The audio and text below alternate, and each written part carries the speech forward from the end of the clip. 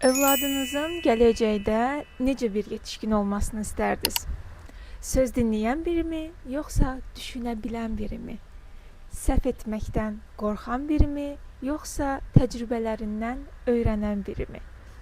Duyğularını gizlədən birimi, yoxsa özünü ifadə edən birimi? Qaydalara uyan birimi, yoxsa səbəbini sorğulayan birimi? Bugün ona necə davrandığın sabahın yetişkinini şəkilləyir.